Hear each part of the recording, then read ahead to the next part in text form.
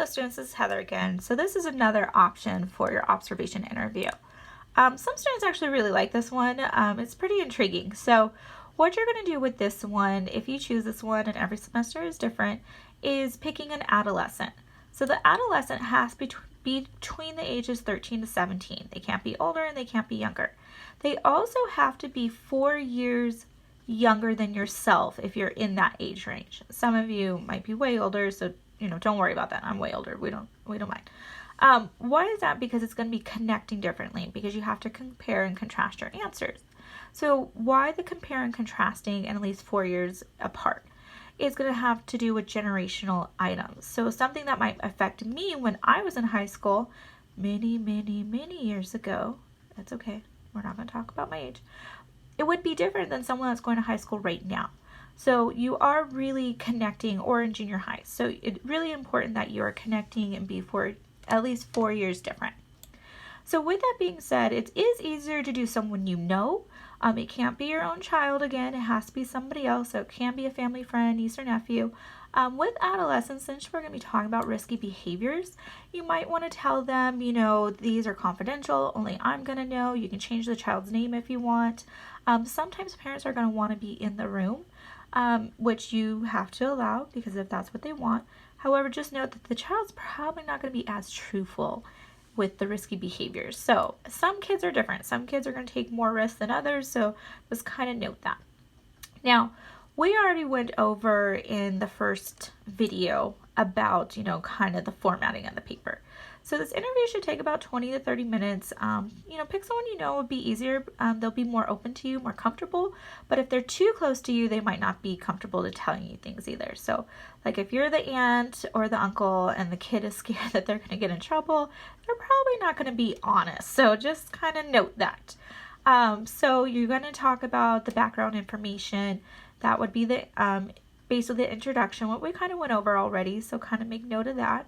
You need to connect to textbook, tell me all about the person you're interviewing. Now, here are the actual interview questions. Now, in the summary part of the assignment, I do not want question and answer. So I don't want something like, what is something risky, dangerous you have done as a teenager? And then you put teenager said. No, I want to put Johnny stated that when he was 14 years old, he snuck out of his parents' house and stole their car. Oh my gosh, who does that, right? I was a bad kid, so we won't talk about mine. But these are things that I'm looking for. Now, I'm not looking for the juiciest gossip. Of course, I'm going to be eating with popcorn and watching. No, I'm just kidding. But it really is talking more about teenagers do make poor decisions at times. So every teenager does. Some are going to be more shocking than others, and some will be something very innocent. So every kid's going to be different. But these are the questions you're going to be answering. Now, did you do the risky, dangerous incident with others? Usually they do. Just kind of let you know. So who are they? Are they friends? Are they friends now? How did this person influence you? How do you feel about the decision? So if the decision was relatively not too long ago, they probably will not really have a feeling about it. But if it was like a couple of years ago and maybe they got in trouble, they might tell you how they feel about it. Maybe they'll do it again. Maybe they won't do it again. Like those are things we're looking at. Also, are there any consequences? Sometimes there isn't and sometimes there are. So some are going to be, higher consequences. Some are not. It just all depends. Did the parent find out? Now, you're not going to tell the parent if the parent asks that question. You have to tell them it's confidential. If they want to be on the interview, they can. So, you have to be kind of sensitive to the child too, but, not giving away information because it's confidential. Now, for this assignment, you also have to answer all these questions too. So I was kind of wild when I was younger, so we'll just not talk about all my risky decisions and behaviors, but you're going to tell me about yours too. And you're basically going to be comparing and contrasting your answers. So someone's going to be connected to maybe when you grew up, your parenting styles, like all that stuff. So I really want to know the name, your ethnic background, maybe there's things like if a child's very religious, that might connect to why they made the decisions or not make the decisions. There is some connections to our family and our upbringing. So then you're going to compare and contrast, and then the analysis section, which we've already went over in the other interview, is going to be connecting to this. So something that's going to probably be really crucial on these risky behaviors. Cognitive development. Where are they at brain-wise? So what is their perspective taking skills or operational thought, logicy, they kind of have all or nothing. There's some things to look in the textbook. Now family might be a big thing here. What influenced that?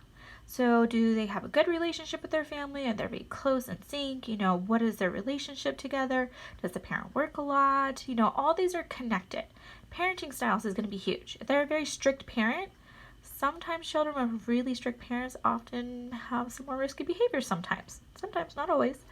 And then, how are they doing in school? Are they working? Maybe they're not at this age, but, how are they doing? Like, are they into sports? Are they into music? Are they ASB? Do they have good grades? Like, all that connects to some of the decision patterns. And then, how are their friendships? Usually adolescents that participate in risky behaviors is really with at least one other kid. So you're going to talk about this peer and social element of it, and then how the child's identifying. So a lot of children often will say, especially when they're looking back like a year ago, and they had a friend that really influenced them to do some negative stuff. So maybe they got a consequence, like the parents are like, you can't play with Bobby. He is just getting you into all kinds of mischief. And so the child will reflect later, and maybe Bobby betrays the child, unfortunately, or finds new friends that will take more risk, and he feels like betrayed. So then he can start identifying himself, like, I made some poor decisions, I really felt like that was my friend, my identity. Some children will say, I had some, low self-esteem at the time, so I was really trying to connect with people, and that's an advanced thinker there. So maybe they will say this, maybe they won't, but I'm trying to give you some suggestions. So the analysis part is really going to be detailed too. And then you have your conclusion, as we talked about. So that would have been the adolescent risky behavior that you're going to compare with yourself to.